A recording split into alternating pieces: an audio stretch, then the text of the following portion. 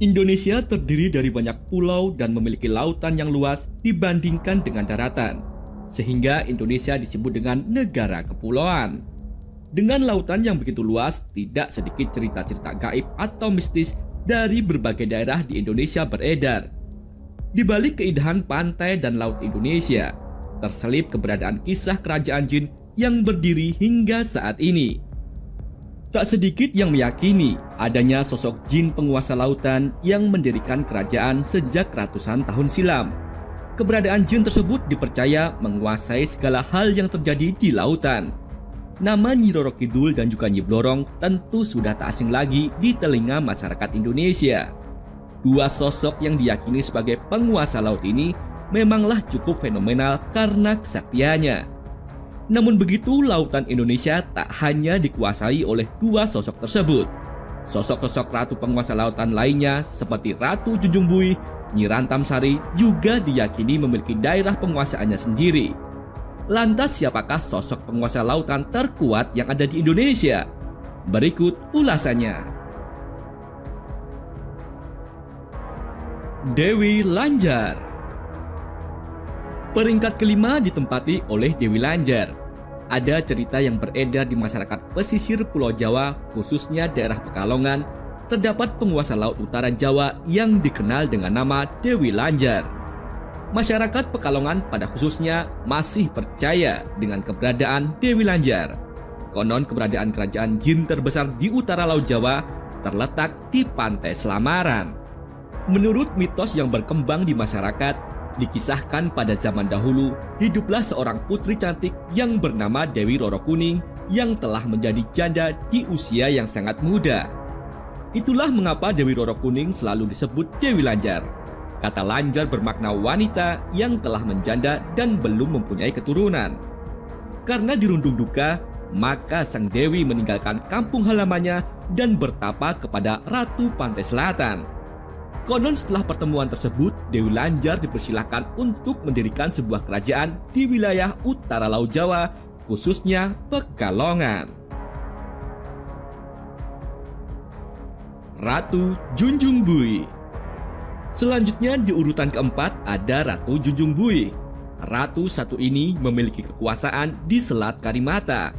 Singkat cerita, dahulu di kerajaan Amuntai di Kalimantan yang dipimpin oleh dua saudara, yaitu Patmaraga yang bertindak sebagai raja tua dan Sukmaraga sebagai raja muda. Sang raja tua kemudian melakukan pertapaan untuk meminta keturunan dan kemudian saat beranjak pulang, ia menemukan seorang anak yang terapung di lautan. Bayi tersebut bisa bicara dan meminta ditenunkan selembar kain serta sehelai selimut yang harus diselesaikan dalam waktu setengah hari. Ia juga meminta dijemput dengan 40 orang wanita cantik. Setelah menyanggupinya, raja memberinya nama Junjung Buih yang berarti putri yang ditemukan dalam buih raksasa. Ratu Malaka. Urutan nomor 3 ada nama Ratu Malaka. Segitiga Masa Lembu adalah daerah kekuasaan Ratu Malaka. Ialah Masa Lembu. Tempat ini sering dikaitkan dengan tragedi kecelakaan kapal laut ataupun pesawat yang ada di Indonesia.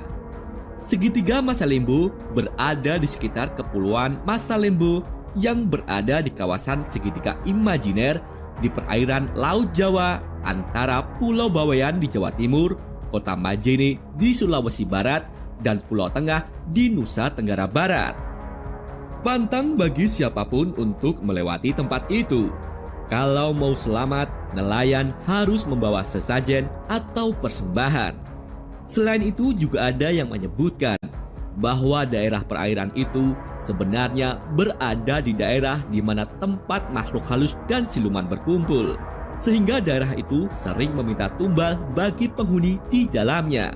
Beberapa orang yang berhasil melewati wilayah itu dengan selamat menyatakan bahwa mereka melihat penampakan aneh dan misterius, seperti burung besar, ular laut raksasa, naga, dan sejenisnya. Nyi Blorong. Menduduki posisi runner-up ada nama Nyi Blorong. Dalam legenda Indonesia, Nyi Blorong digambarkan sebagai sosok berwujud setengah manusia dan setengah binatang. Dari bagian pinggang ke atas, ia berwujud wanita yang sangat cantik. Namun bagian bawah badannya berwujud ular. Nyi Blorong adalah panglima perang terkuat Kanjeng Ratu Kidul yang menguasai pantai selatan Jawa. Selain itu, ia diyakini bisa dijadikan sebagai tujuan meminta kekayaan alias pesugihan. Menurut kepercayaan masyarakat, Nyi Blorong adalah penguasa keraton pantai selatan yang memiliki kesaktian serta pengikut dari bangsa jin dan makhluk halus lainnya. Konon ia juga mencari pengikut dari kalangan manusia yang disesatkan dalam tindak pesugihan untuk dijadikan sebagai budak-budaknya. Penampilan Nyi Blorong disebutkan mengenakan kebaya berwarna hijau dengan rajutan emas.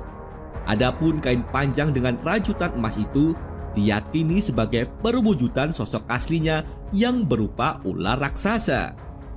Nyi Blorong akan nampak sangat cantik dan paling sakti ketika bulan purnama tiba.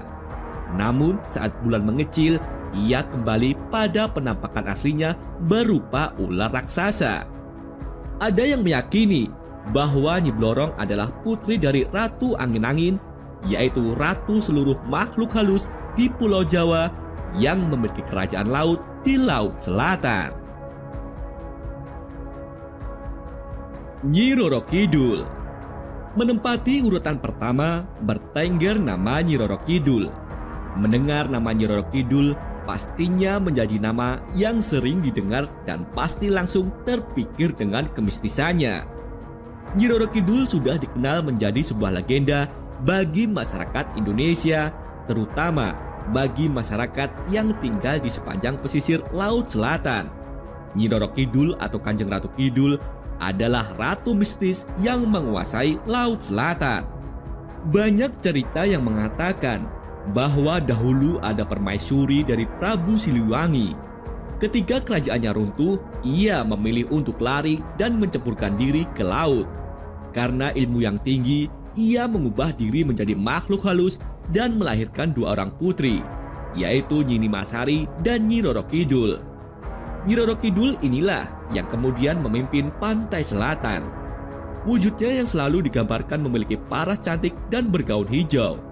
Nyi Roro Kidul juga dianggap sebagai penguasa pantai selatan yang memiliki segudang kesaktian.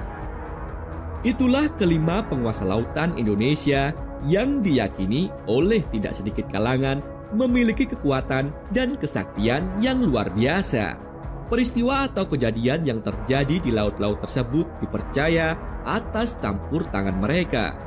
Dengan terbaginya penguasaan laut yang ada di Indonesia oleh para ratu-ratu gaib ini, entah mengapa kita tidak pernah mendengar adanya invasi dari para penguasa laut ini untuk memperluas wilayah kekuasaan layaknya yang dilakukan Rusia terhadap Ukraina.